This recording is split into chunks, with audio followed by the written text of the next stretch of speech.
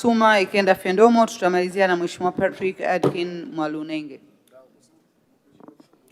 Asante Mheshimiwa Mwenyekiti kwa kunipa nafasi nami niweze kuchangia kwenye bajeti hii ya Mheshimiwa Waziri Mkuu.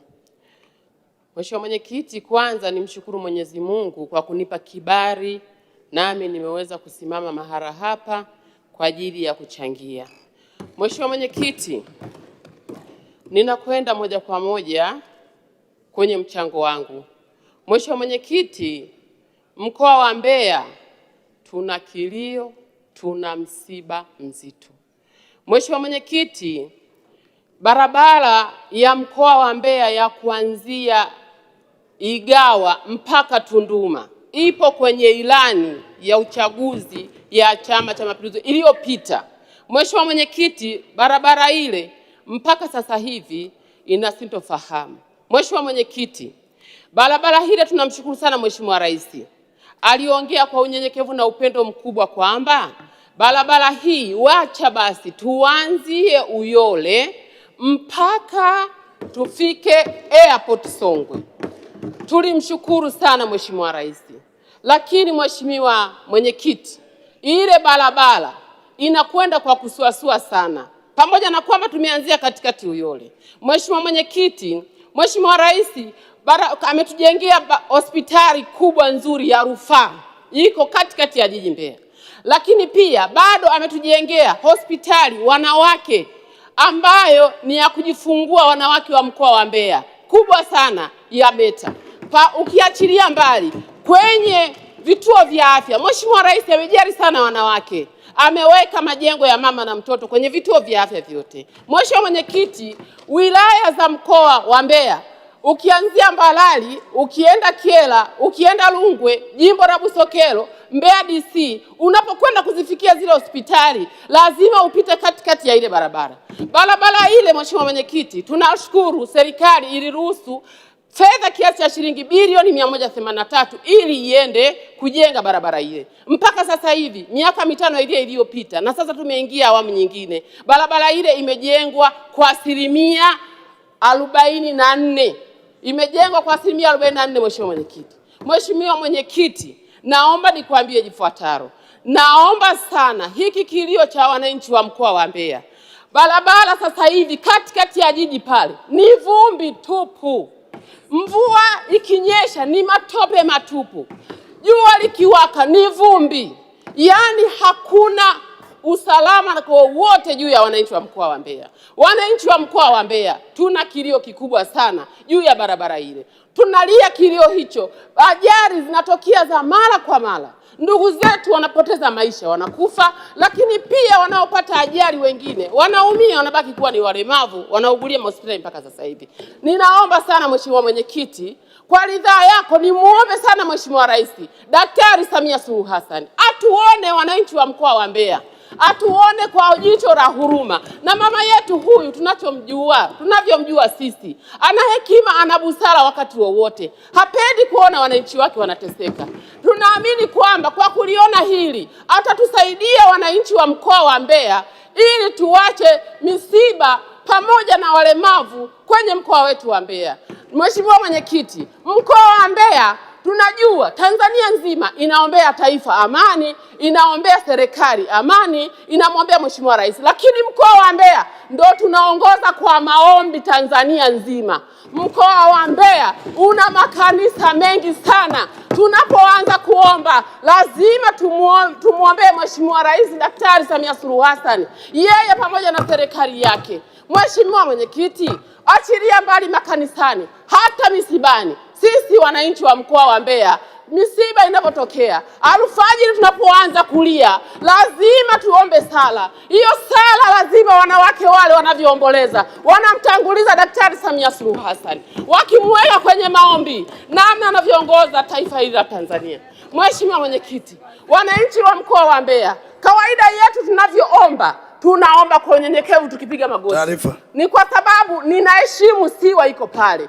Nilipaswa niende pale nipige magoti. Mheshimiwa Mwenyekiti, nilikuwa nataka kumpa taarifa mzungumzaji. Swala la maombi ni siri ya mtu. ukisema mkoa wa Mbeya mnaomba sana, mimi kwa imani yangu naamini mkoa wa Geita ndo tunaomba kuliko Watanzania wote. Mheshimiwa Suma, unaipokea hiyo taarifa? Mheshimiwa Mwenyekiti, hiyo taarifa siipokei. Naomba sana Mheshimiwa Msukuma, ninakuheshimu. Nipo serious hapa. Kilio cha wananchi wa mkoa wa Mbeya hujakijua. Na namna tunavyomwombea Mheshimiwa Rais, hatuongei mdomoni. Tunamwombea kutoka moyoni. Ninaomba sana utambue wananchi wa mkoa wa Mbeya, tukisema tunaomba kweli kweli. Hatuombi kwamba tunafanya mizaha. Mheshimiwa Mwenyekiti, nimeeleza kwamba hapa ninaheshimu Siwa kwa sababu ipo. Siwa isingekuwepo, ningekuomba Mheshimiwa Mwenyekiti, kwa imani yangu nikuombe nipite pale mbele, nipige magoti ili mjue wananchi wa mkoa wa Mbeya. Tunaomba barabara ya mkoa wa Mbeya jiji kwa kumaanisha. Mheshimiwa Mwenyekiti, tunaomba sana. Naomba Mheshimiwa Rais ulichukue hili. Mbeya jamani, tuna kilio, tuna msiba. Naamini Mheshimiwa Rais wetu kwa sababu ni msikivu, amesikia, atatuondolea shida iliyopo katikati ya jiji ambapo msongamano wa magari umekuwa mkubwa sana kwa sababu ya vumbi ile iliyopo pale, kwa sababu ya barabara mbovu na tope iliyopo pale. Ambulance zinazotoka kwenye wilaya zile kule kumkimbiza mgonjwa hospitali katikati ya jiji hazipiti kwa wakati. Mheshimiwa Mwenyekiti, sina namna ya kuongea zaidi ya hili ninaloliongea. Mheshimiwa Mwenyekiti, Mheshimiwa Daktari Samia Suluhu Hassan ni mama msikivu. Wakati wote mimi ninamuongelea hilo kwa sababu ninamuelewa. Mheshimiwa Mwenyekiti, Mheshimiwa Rais alihamasisha nishati safi kwa ajili nishati safi ya kupikia. Wanawake ndio sisi wapishi wakuu. Mheshimiwa Mwenyekiti, mama yetu Daktari Samia Suluhu Hassan ambaye ndio rais wetu, yeye Mheshimiwa Rais, katika hili kulikuwa na kilio cha upande wa mbolea, kilio kikubwa. Mfuko wa mbolea ulikuwa unauzwa zaidi ya 1,155,000. Mheshimiwa Mwenyekiti, Mheshimiwa Rais alivyosikia hili jambo alitoa ruzuku, mpaka sasa hivi mbolea inauzwa kwa bei ya pungufu karibu 75,000. Mheshimiwa Mwenyekiti, ninaomba sana Mheshimiwa Rais, hii nishati safi ambayo ameshatuzoesha kwa sababu tuliitikia sana, wanawake wa Tanzania hii waliitikia, hasa wa mkoa wa Mbeya. Tunaomba ruzuku kwenye gesi ili nishati safi hii iendelee kutumika. Mheshimiwa Mwenyekiti, Mheshimiwa Mwenyekiti, nimeona umewasha taa. Ninaomba Mheshimiwa Mwenyekiti, nisipoongea hili pengine naweza kuugua. Naomba Mheshimiwa nijibu, kuna swali moja la Watanzania. Ninaomba sekunde tu moja nijibu Mheshimiwa Mwenyekiti. Mheshimiwa Mwenyekiti, kipindi cha uchaguzi tulikuwa na kikao wanawake. Mheshimiwa Mwenyekiti, mwenyekiti wetu Mary Chatanda, Zainabu Shomari pamoja na katibu ambao ni viongozi wetu upande wa wanawake, kuna swali ambalo wanajiuliza Watanzania, ili kuwaje Mheshimiwa Daktari Samia Suluhu Hassan apate 98% za ushindi? Nataka niseme hivi, mwanamke akiwa na jambo lake hashindwi, haferi. Wanaume mnalijua hili. Mama jinsi ambavyo anakupeti baba kukuomba kitu ambacho anahitaji, hajawahi kuferi hata mara moja. Mheshimiwa Mwenyekiti, kina baba ambao ni waume zetu, lakini pia watoto wetu tunakuwa tunawaheshimu na tunawapenda, na heshima ni kubwa sana pale ndani. Tulizidisha heshima, tulizidisha upendo.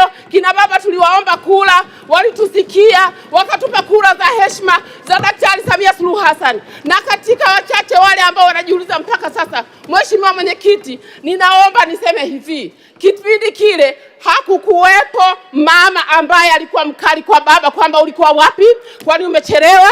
Hata baba kirudi saa 6 za usiku alikuwa akipokelewa koti, akikaribishwa kwa upendo. Ndipo ambapo tulipata zile kula, na tulitegemea zingepatikana kula 100, 2 ndio zilipotea. Asante sana Mheshimiwa Mwenyekiti, naunga mkono moja. Asante sana Mheshimiwa Suma Ikenda Pepe Ndomo. Tunamalizia na Mheshimiwa Patrick Adkin Mwalunenge.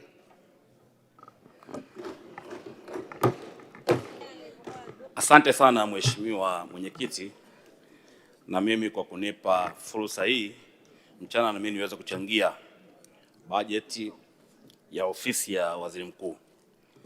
Awali ya yote, na mimi namshukuru Mwenyezi Mungu aliyetupa uzima na nikapata fursa hii leo ya kuweza kutoa mchango wangu na mawazo kwenye bajeti ya ofisi ya Waziri Mkuu. Awali ya La kwanza namshukuru Mheshimiwa Rais Daktari Samia Suluhu Hassan kwa kazi kubwa anayoifanya.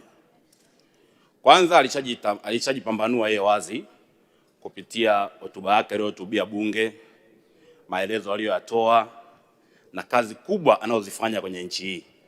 Wabunge wengi wamezungumza na mimi sitaki kurudia huko. Lakini pia nimpongeze Waziri Mkuu wa Jamhuri ya Muungano wa Tanzania kwa bajeti nzuri aliyoleta, lakini na kazi anazoendelea kuzifanya kwenye nchi hii kwa ziara alizozifanya kwenye mikoa na kutatua kero za wananchi. Na hii inaleta matumaini makubwa kwa wananchi wa Tanzania kwamba sasa serikali yao ipo kazini.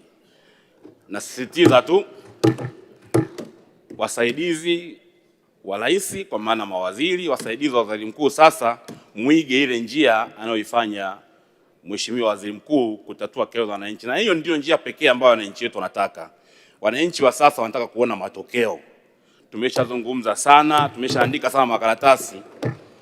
Hasa vijana waliopo sasa wanataka kuona matokeo. Bajeti ni nzuri, mambo ni mengi yamezungumzwa. Mimi nijikite kwenye jimbo langu la Mbeya mjini. Pia niendelee kumpongeza na dada yangu aliyetangulia kuzungumza hapa, Suma Ikenda Fyandomo.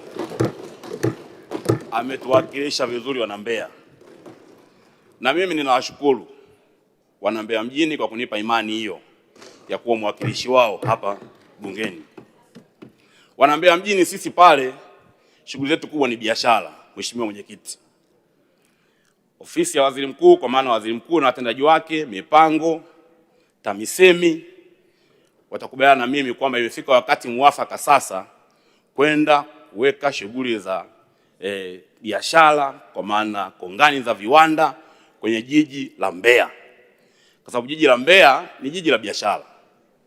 Na jiji la Mbeya ni barabara inayopitisha magari mengi na ndio lango la sadiki kuelekea nchi zote za kusini mwa Afrika. Lakini hatuna viwanda Mbeya. Kwa hiyo kwenye kujibu tatizo la ajira la vijana wetu, kakaangu Kitila, tuletee Mbeya kongani za viwanda, tuletee uwekezaji Mbeya, ili sisi tunufaike na jiografia ya Mbeya iliyopo, kwa maana Mbeya ni lango la sadiki, lakini kuna wakulima wengi wa mazao.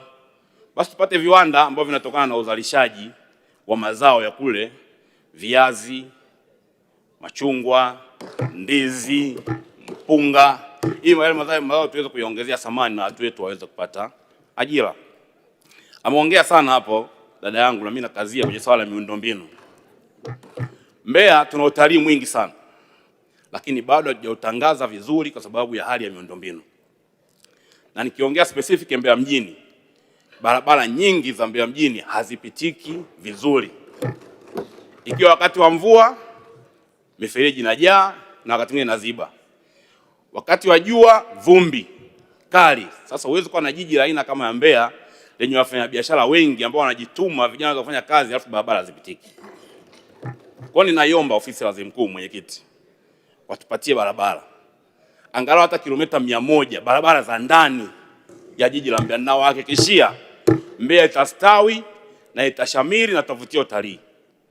Na watu wa Mbeya ni wachapakazi wazuri sana. Na sisi tunajiongeza, Mwenyekiti. Mkitupatia barabara hizo kilomita 100, sisi tumeanza kuandika andiko hivi sasa kupitia viongozi wangu wa mkoa, kwa maana mkuu wa mkoa, wakuu wa wilaya na mkurugenzi wa jiji. Tumeanza kuandika andiko ambalo kama mtatukubalia ofisi ya Waziri Mkuu, kwa maana TAMISEMI, mturuhusu sisi tukope pesa kwenye taasisi za fedha ili tujenge hizo kilomita 100, kwa sababu sisi halmashauri yetu, jiji letu lina uwezo wa kukusanya mapato ya kulipa. Kwa tutaandika hilo andiko, tutalileta, tutaliwasilisha kwenu mlione kama linakidhi vigezo, mturuhusu ili sisi tuondoe vumbi Mbeya. Tunao uwezo na mapato tunayo, tupate mkopo hata wa miaka 20, tuna uwezo wa kulipa sisi kwenye jiji letu la Mbeya. Tuisaidie serikali yetu wakati mnahangaika kutafuta fedha kwa ajili ya kujenga miradi mingine ya barabara njia 4, barabara za ndani ya jiji tunao uwezo sisi kuzijenga kupitia vyanzo vyetu vya mapato. Hilo linakuja na nitaomba mliangalie ili tuweze kuiweka Mbeya yetu katika hali nzuri na barabara ziweze kupitika vizuri. Jambo jingine ni ukarabati wa masoko. Mimi najikita sana huko kwa sababu watu wa Mbeya wanafanya biashara. masoko yetu mengi yana hali chakavu, na tumesema tunataka watu wetu wakajiajiri, na maeneo ya kujiajiri ni maeneo ya masoko, lakini masoko yetu mengi ya jiji la Mbeya yana hali mbaya sana. Wakati wa mvua wafanyabiashara wanyeshewa mvua, wakati wa jua wanapigwa na jua. Kwa hiyo tunaomba kupitia ofisi ya Waziri Mkuu, mwenyekiti, watuwekee budget kwa ajili ya ukarabati wa masoko yote yaliyo kwenye jiji letu la Mbeya ili afanane na hadhi ya jiji la Mbeya. Jambo jingine, Mbeya ni lango la Sadiki. Sisi tunaomba pale na sisi siku moja tuje tu host mikutano mikubwa kama wanavyo host wenzetu wa Arusha, mikutano ya ACC, basi na sisi tuwe na ukumbi mmoja pale mkubwa utakaoweza kuhost mikutano ya Sadiki, badala ya watu kutoka nchi za kusini mwa Afrika wanapita kwenye anga letu waenda kufanya mikutano Dar es Salaam. Tunaomba sana wizara, kwa maana ofisi ya Waziri Mkuu, TAMISEMI, lakini na ofisi ya mipango, mtusaidie kwenye jambo hilo ili siku moja na sisi tuweze kuhost mikutano mikubwa, na hiyo itakuwa njia pekee ya kutangaza utalii wetu tulionao kwenye mkoa wetu wa Mbeya na mikoa yote nyanda za juu kusini, na Mbeya itakuwa ni center ya biashara. Kwa hiyo Mheshimiwa Mwenyekiti, mimi michango yangu itajikita sana kwenye biashara, kwa sababu sisi pale Mbeya tunafanya biashara. Lakini pia swala la mikopo kwa vijana, tunamshukuru sana Mheshimiwa Rais, ametuundia mpaka wizara ya vijana, na tunaye waziri machachari kabisa, wala sina mashaka na yeye. Hofu yangu inanijia kwa wale watu watakao kuwa wanamsaidia yeye kazi. Je, ni watu wabunifu? Sababu vijana wana staili yao jinsi ya kuishi nao. Tutapata waziri mzuri, sawa. Mheshimiwa Rais amefanya jambo jema, ametuwekea pale bilioni 200 chanzio cha mtaji. Lakini nilikuwa natamani mimi ile bilioni 200 kuidhalisha zaidi iwe mara 5 ya ile bilioni 200. Nayo inawezekana wizara ya vijana ijiongeze. Waweke vikao na hizi taasisi nyingine, kwa maana hii mifuko ya hifadhi ina pesa kule, lakini haiwekezi kwenye miradi ambayo itaongeza ajira kwa vijana. Wanawekeza kwenye kujenga majengo ambayo litani yake ni ya muda mrefu. Sasa nilikuwa naomba kupitia ofisi ya Waziri Mkuu, wizara ya vijana ikae na hii mifuko ya hifadhi, wana pesa nyingi kule, wawekeze kwenye miradi itakayoleta matokeo kwa vijana, kujenga mabwawa ya umwagiliaji ambako kule vijana wengi watatajiri kwenye kilimo, kujenga zile skimu make za umwagiliaji, lakini na masuala ya ufugaji wa samaki, ufugaji wa ng'ombe, kule ndio kwenye matokeo. Wake unakuta mifuko ya hifadhi inaenda kuwekeza kwenye majengo ambayo litani yake ni ya miaka 100 na wakati mwingine pesa hiyo hairudi. Jambo jingine, kuna watu wa TFS, mwenyekiti. TFS na TANAPA ilikuwa ni tatizo kubwa, ni mgogoro mkubwa sana kila mahali kwenye nchi hii. Na hii tu inatokana na kwamba wao TFS hawazalishi, wao ni watu wa ni regulator, kudhibiti. Siku moja mimi nikawauliza watu wa TFS, kwa nini nyinyi mnawaambia wananchi waulinde msitu tu, wataulinda kwa miaka mingapi? Badala ule msitu utumike kwenye kufuga nyuki, wale wananchi wa eneo husika wakafuga nyuki wakaulinda wao ule msitu, wakawa na chanzo kipya cha mapato, badala kuwakataza kukata kuni, kukata mkaa, lakini wakati huo hamwapi njia mbadala ya kuzalisha, lakini wakati huo TFS ataongeza mapato. Mheshimiwa Mwenyekiti, inasikitisha sana. Unaona, juzi tu hapa niliongea na Mheshimiwa Waziri Mkuu, watu wa TANAPA, watu wetu wa Mbalali wamelima mpunga eka karibu 2000, wanakwenda kuziteketeza, wanasema wamelipa maeneo yaliyotunzwa na ni eneo oevu. Sasa najiuliza, yule mtu alipanda lini mpunga? Wao walikuwa wako wapi? Tunamshukuru Waziri Mkuu aliingilia ile kata kazuia, lakini wale watu walikuwa wamejiandaa, yani wanatumia fedha za serikali kwenda kuteketeza mpunga ambao mwananchi anatakiwa avune baada ya miezi 2. Mimi naona hii si jambo jema. Tunaongea hapa watu wakajiajiri, tutengeneze ajira, watu wajiajiri kupitia kilimo. Leo kilimo kimelimwa ekari 2000, anachukua pesa ya serikali kwenda kuteketeza ule mpunga. Sasa unakuta ni namna ya kuchonganisha serikali na wananchi na kumchonganisha Mheshimiwa Rais.